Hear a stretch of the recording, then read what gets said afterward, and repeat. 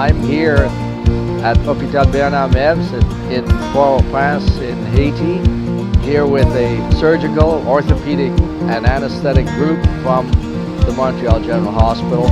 Somehow we've gone and lost our way.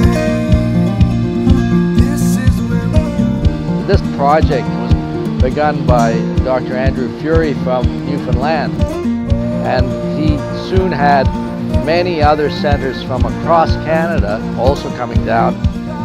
If anybody should be involved in trying to help the Haitian community, it should be Montreal, which has a big Haitian population. So Thermidor has a long road ahead. This is the first step, which is separating the patient from the disease. The next step is to get a prosthetic on that foot. We can shape but can't control these possibilities to grow. Weeds amongst the push and pull, waiting on the wind to take us. We can write with ink and pen, but we will sow with seeds instead. Starting with words we've said, and we will all be changed. We took the opportunity to climb up to Thermidor's home, and it was a rocky, dangerous mountain path. And to understand that gives you a very real perspective of what the patient's needs are. You can't do it any other way. Thermidor is one single example of a country that has thousands and thousands of amputees.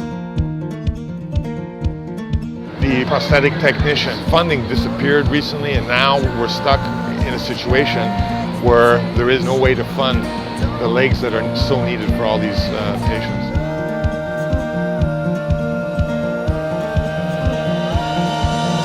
We can shape but can't control these possibilities to grow. Weeds amongst the push and pull, waiting on the wind to take us. We can write with ink and pen, but we will sow with seeds instead. Starting with words we've said, and we will all be changed. During this week we tackled 3 difficult spine problems. He was going on to a significant paralysis, and there was no way he could have been treated effectively without real specialty care offered by someone who has that kind of experience. We don't just come here and look after people, we're trying to connect with the local medical school and community. Hopefully we're doing a lot for the people we look after here, but we're also helping our own community in terms of education and awareness. I mean, they have very complicated cases, delayed presentations, significant infections. So it's very different from the caseload that we have at home. So being able to be knowledgeable about that and see how they treat these pathologies is very important for us back home in Canada as well. Here in Haiti, I'm hoping that after a few years, they'll have their own training program. They need a lot of teaching, coaching.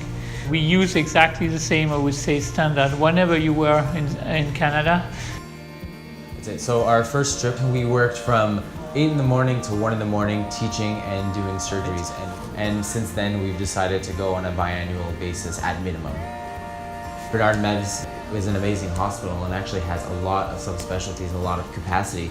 It has critical care, it has emergency, it has a pharmacy, it has a neonatal intensive care unit, it has a pediatric intensive care unit, and it actually has just general wards. So why not open this to other specialties at McGill? That's one of the long-term goals. To understand and see the situation in which he lives really makes it real how important it is to have a leg to stand on. So what we're hoping to do in the next few weeks is re-establish that funding with a funding drive.